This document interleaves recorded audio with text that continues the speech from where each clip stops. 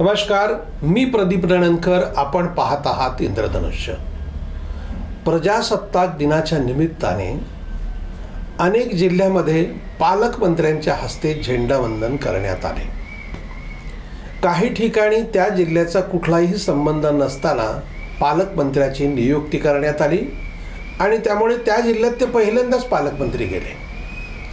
लातूर जिल्ह्यामध्ये साताऱ्याचे छत्रपती शिवरायांचे 10वे वंशज शिवेंद्रराजे भोसले हे पालकमंत्री म्हणून आले. त्यांच्या हस्ते झेंडावंदन झाला.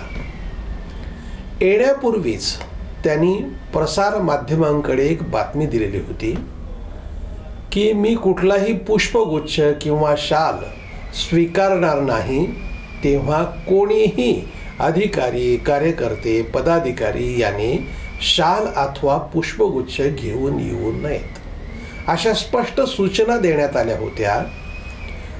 शासनाचं जे माहिती कार्यालय आहे त्यांच्या वतीने ही बातमी चौकटीत प्रसिद्ध करावी अशी विनंती करण्यात आलेली होती लेखी.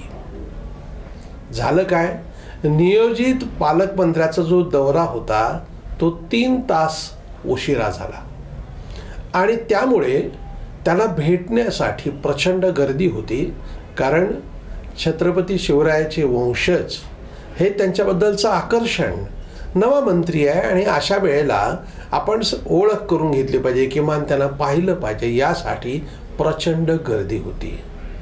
त्यांच्यावर JCBतून फुलांची उधळण झाली आणि JCBने हार घालण्यात आला.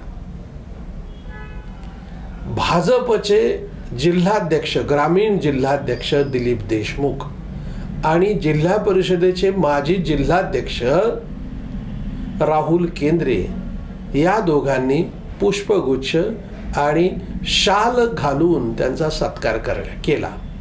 आता बघा, ज्या पालकमंत्र्यांनी आवाहन केलं होतं की पुष्पगुच्छ आणू नका, शाल आणू नका, आता इतकं मोठं आवाहन केलेलं असतानाही दस्तूरखुद्द भाजपच्या पदाधिकाऱ्यांनीच त्यांचं आव्हान आवेरलं आणि त्यांना सत्कार घेणं भाग पाडलं. आता घेऊन आले तर कसं नाकारायचं, या दबावाखाली पालकमंत्र्यांनी तो सत्कार घेतला. पण कसं आहे की समर्थ रामदासांनी वर्णन केलंय, चळेना ढळेना निश्चय तो वळेना. छत्रपती शिवरायांच्या बद्दलचे उद्गार आहेत. एकदा निश्चय केला की तो निश्चय, चळेना ढळेना निश्चय तो वळेना.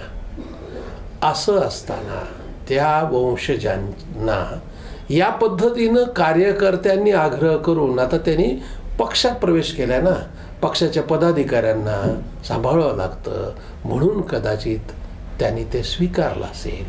पण काय करतात कार्यकर्ते? बरं, हे देखील छोटे मोठे कार्यकर्ते नाहीत, पदाधिकारीच डायरेक्ट जिल्ह्याचे. हा एक त्यातला विषय. दुसरं काय झालं की हे जे पालकमंत्री झेंडावंदन झालं, शासकीय ध्वजारोहण जे झालं ना, आता काय झालं, गेले काही वर्षापासून अशी एक रीत पडायली, ज्या पक्षाचा पालकमंत्री असेल त्या पक्षाच्या पदाधिकाऱ्यांनीच शासकीय ध्वजारोहणाला उपस्थित राहायचं. बाकीच्या पक्षाची मंडळी तिकडे फिरकत देखील नाहीत. म्हणजे महायुतीतले राष्ट्रवादी असेल अजितदादाचा किंवा शिवसेना शिंदे गट असेल, यांचे एखादा अगदी अपवादाने, म्हणजे राष्ट्रवादी काँग्रेसचे नव्याने ज्यांनी प्रवेश घेतला आणि म्हणजे पदाधिकारी आहेत राज्याचे, व्यंकट बेदरे, हे वगळता कोणी आलं नाही आणि शिंदे गटाच्या शिवसेनेचं पण कोणी आलं नाही. आता काँग्रेस महाविकास आघाडीतल्या मंडळींना तर विरोधी पक्षातला ना, आता त्यांच्या दृष्टीने विरोधातला माणूस सत्तेत गेलाय, त्यामुळे त्यांनी यायचा काही प्रश्नच नाही. म्हणजे अमित देशमुख यायचा प्रश्न नाही, दिलीपराव देशमुख यायचा प्रश्न नाही, कोणीच नाही. आणि त्यामुळे देशमुखच नाही तर मग ते कार्यकर्ते कसे येतील? त्यामुळे एक ना नगरसेवक नाही, ना माजी महापौर नाही, कोणीच नाही.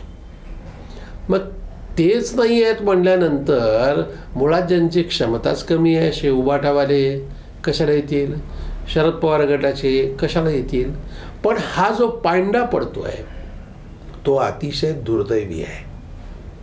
शासकीय ध्वजारोहण हे कुठल्या पक्षाचं असत नाही आणि अशा वेळेला मोठ्या संख्येने सगळ्यांनीच उपस्थित राहणं हे आपलं कर्तव्य आहे, राष्ट्रीय कर्तव्य आहे. खरं तर 26 जानेवारीच्या दिवशी मोठ्या प्रमाणावरती संख्या होती, पण राजकीय पक्षांचे कार्यकर्ते मात्र नव्हते. हा दुसरा मुद्दा. आणि तिसरा मुद्दा काय झालं माहिती आहे, पालकमंत्र्यांचे कार्यक्रम भरपूर ठरले आणि त्या कार्यक्रमात पालकमंत्री शांत स्वभावाचे आहेत हे जेव्हा लक्षात आल्यानंतर प्रत्येक ठिकाणी त्या कार्यक्रमाला त्यांना उशीर व्हायला लागला आणि लातूरकरांना बार्शी लाईटची आठवण झाली. बार्शी लाईट ही लातूरची जी जुनी नॅरोगेज असतानाची जी ट्रेन होती त्या ट्रेनला अतिशय धीम्या गतीने ती गाडी धावायची आणि पु ल देशपांडेंपासून सगळ्यांनीच त्याच्यात वर्णन केलं आहे की मी एखाद्या रेल्वेत बसलो तर चुकून मी बार्शी लाईटमध्ये बसलो नाही ना असा माझ्या मनामध्ये प्रश्न पडत असतो. म्हणजे मी एकदा बार्शी लाईट गाडीचं जायचं बसता गाडी निघण्याचं वेळ आहे पण पोचण्याचा त्याचे वेळच असत नाही.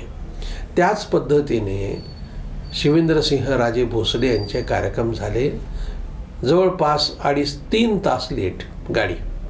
झेंडावंदन वेळेत झालं पण त्यानंतरचे सगळे कार्यक्रम हे पुढे पुढे ढकलत गेले. मोह आवरत नाही, कार्यकर्त्यांचा आग्रह मोडवत नाही आणि त्यामुळे ही बाब म्हणजे जे अगदी नियोजन वेळेत करून कार्यक्रम करतात त्यांना मात्र हे सहन करावं लागलं.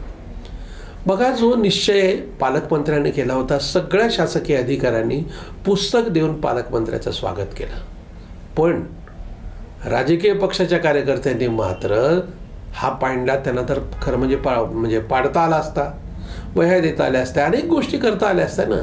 हल्ली असं म्हणतंय भाजीपाल्याचे विषय म्हणजे एखाद्या भाजीचा बुके करून तुम्ही द्या, नवं काहीतरी करता आलं असतं. पण ही संधी यावेळेला राजकीय पक्षांच्या मंडळीने मात्र घेतली नाही. पण ज्या उदात्त हेतूने पालकमंत्र्यांनी जो निर्णय केला होता तो त्यांचा हेतू सफल होण्यासाठी पुढच्या दौऱ्यापासून तरी मात्र असे प्रयत्न व्हायला हवेत. पालकमंत्र्यांनी आवर्जून सांगितलं आहे की मी सातारचा आहे आणि त्यामुळे लातूरकडे मी लक्ष कमी देईल असं गृहीत धरू नका. ज्या ज्या वेळेला एक पालकमंत्री म्हणून जबाबदारी आहे त्या जबाबदारीची जी गरज आहे ती सगळी गरज मी पूर्ण करेन आणि मी लातूरला सतत येत राहीन असं सांगितलं. आता या पद्धतीनं ते येत राहतील. अशाच पद्धतीने जसे लातूरचे पालकमंत्री आहेत तसं सगळ्या जिल्ह्याच्या पालकमंत्र्यांनी आपापल्या जिल्ह्यामध्ये गेलं आणि तिथल्या प्रश्नांकडे लक्ष दिलं तर मग प्रश्न सोडवण्यासाठी पुन्हा कोणाकडे पाठपुरावा करण्याची गरज राहत नाही. लातूरच्या जिल्हा रुग्णालयाचा प्रश्न आहे. संपूर्ण महाराष्ट्रामध्ये एकमेव लातूर असं आहे की त्याला स्वतःचं रुग्णालय नाही. कारण पूर्वीचं रुग्णालयाचं वैद्यकीय महाविद्यालयात रूपांतर झालं आणि स्वतंत्र रुग्णालयाची आता इमारतच नाही. ती मंजूर झाली, त्याचे पैसे मंजूर झाले, जागा निश्चित झाली, पण त्या जागेसाठी जे पैसे द्यायला पाहिजे 3-3.25 कोटी रुपये ते मात्र शासनाने दिले नाहीत. 6 महिने झालं लातूरमध्ये या विषयासाठी वेगवेगळ्या पद्धतीची आंदोलनं होत आहेत, पण याची दखल घेतली नाही. किमान या नवीन पालकमंत्र्यांनी याची दखल घेऊन हा प्रश्न मार्गी लावावा ही अपेक्षा. धन्यवाद. आपल्याला हा जर व्हिडिओ आवडला असेल तर तो लाईक करा, फॉरवर्ड करा व सबस्क्राईब करा.